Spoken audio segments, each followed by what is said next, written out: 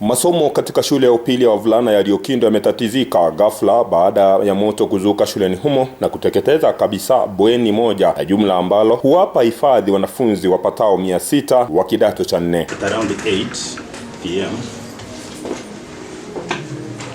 fire incident occurred in our school in one of the dormitories, just one big dormitory that houses 602 students, and all those students who were housed in that dormitory were the candidates who are in Form 4.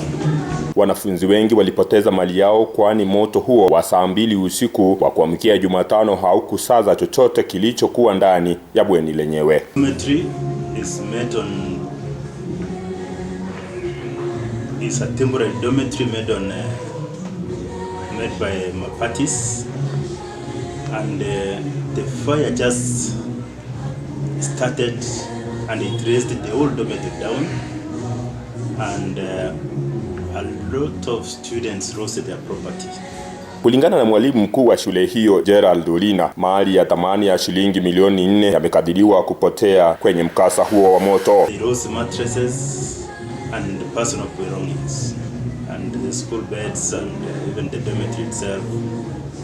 I can say a property worth close to 4 million was wrested down. Olina amesema kuwa hakukuwa na maafa wala majeruhi kwani wanafunzi wote walikuwa darasani mkasa huo ukitokea. We want to thank God that there were no injuries that happened as a result of the fire. All the students were safe, and by the time the fire broke out, the students were in their classrooms doing their studies during the evening preps. So we did not have casualties, but as they were learning to put off the fire that had burned their dormitory, a few of them could have gotten some bruises here and there, and they were treated, and they are very in stable condition. Wazazi nao walikusanyika kwa hofu ya watoto wao kupata majeruhi na kuelezea hofu na matamanio yao ya kuhusiana na tukio hilo lenyewe. Mzazi katika kidato cha 4 wale wanatarajia mtihani kuingia hivi karibuni. Vile mmesikia jana usiku kulikuwa na moto shuleni, ndio umetufanya wazazi tumeingia shuleni.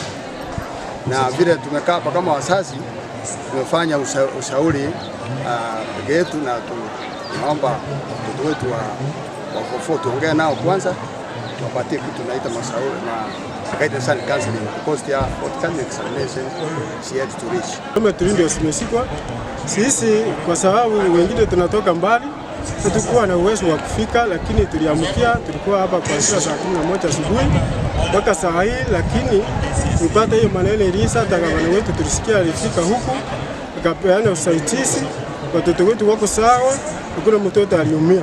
Angaa nikauliza imechomeka vipi, inaweza kuwa kutakuwa na shida gani, so nilimake follow up, nikakuja usiku tukaangalia vile moto inaendelea kuzimwa, lakini kusema tu ukweli gari ya moto ilichelewa.